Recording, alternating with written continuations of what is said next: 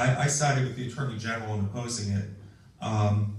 The two positive pieces is there is a requirement that for the first time, our public electric utilities will be required to develop some solar energy at what I thought was a very small amount. Also, I think SALT would like the piece that there's a requirement that more funding go for fuel for the less fortunate. But that's really in the other part of the state. Dominion has a fuel fund. I don't know if that's going to impact us up here. I don't want to trespass on your time too much, but I do want to thank you for your activism.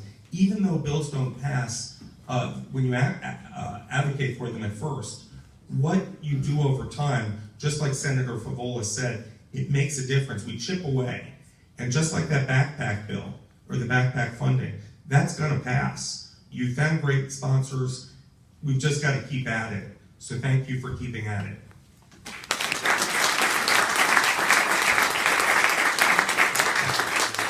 We just hope it won't take 15 years for the backpack. No, it'll take less. Famous less words.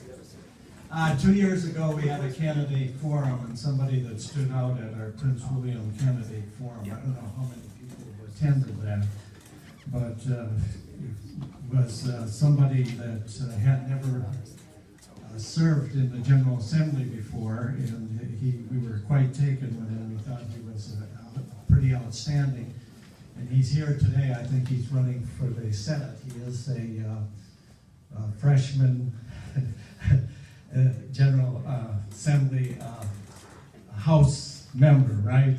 And his name is Michael Futrell. Michael.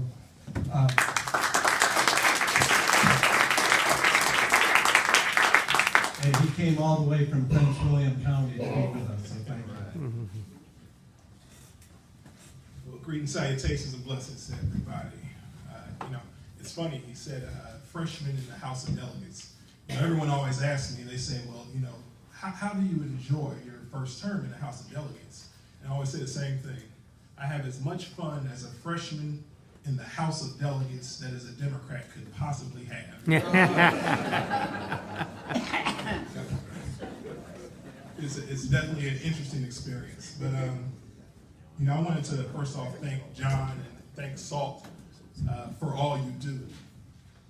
2 years ago, when we had the one in Prince William, I had an opportunity to listen to the story of what a young 7th grade young lady was doing to impact her community.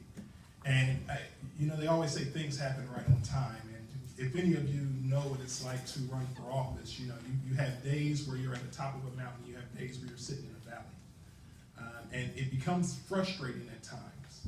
And when I heard what this young lady was doing to be able to do her backpack drive and the things that she wanted to be able to accomplish it was the moment when it brought you back to say, this is why we started this process. This is not about being an elected official, but this is about making the impact that we would like to see in our communities. So when we're sitting up here and we're excited to hear about what this freshman in high school is doing that we're excited about, understand that I first heard this story when she was just a 7th grader trying to make an impact. So, Ms. Ray, I want to thank you for all that you're doing. I look forward to seeing your continued success, and I look forward to voting for you one day.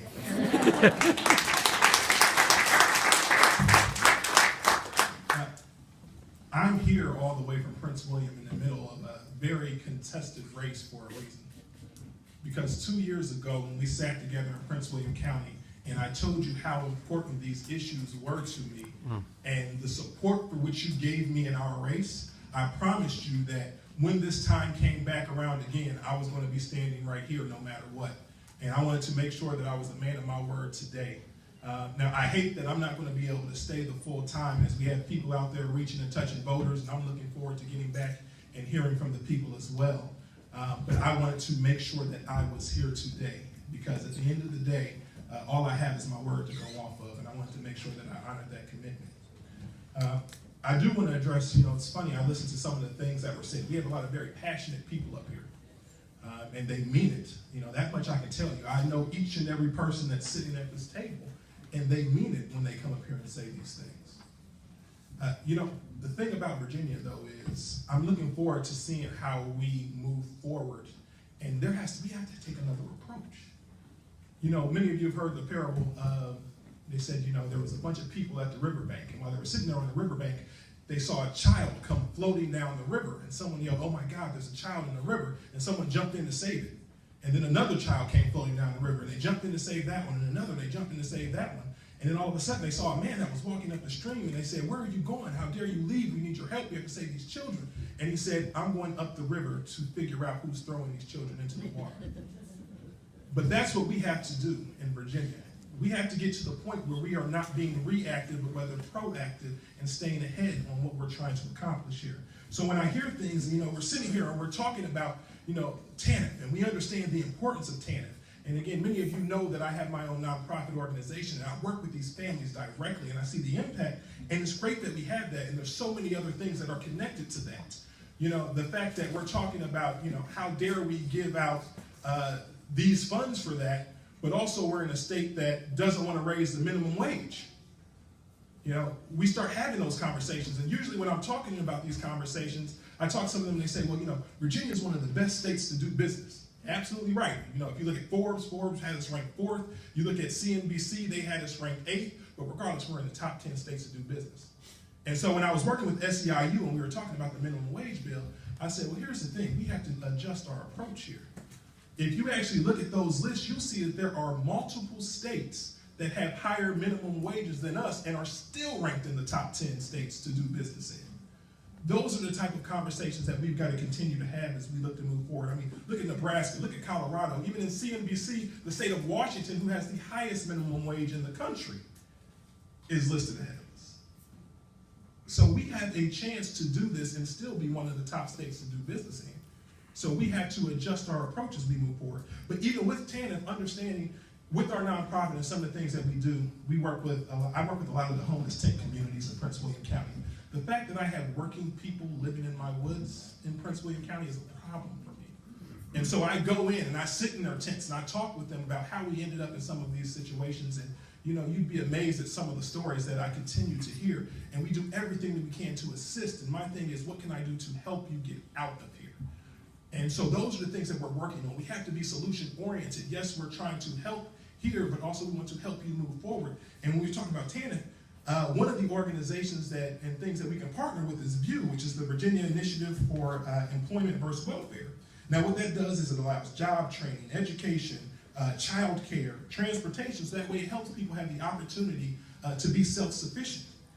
You realize groups like SALT or our churches have the ability to hire these people for 2 years at no cost to the organization, which helps them, but also helps the people gain the experience that is needed to be able to be productive into the workforce. These are the type of programs and things that we've got to make sure that we're touching base with, and that's how we'll make the impact that it is that we want to see. And of course, we all know the big story that we had a tendency to talk about over the past couple of years is the idea of Medicaid expansion. Medicaid expansion has kind of got caught up in a lot of partisan politics. I remember, I think Senator Barker was with me. We were at the Prince William County Chamber of Commerce legislative wrap-up.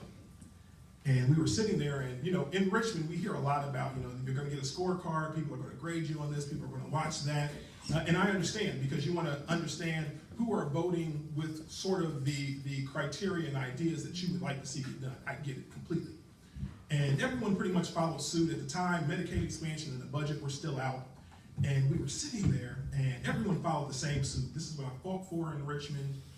This is what I'll continue to fight for. Oh, yeah, the budget and Medicaid expansion are still out. And everyone pretty much followed suit with that until you got to the last two people.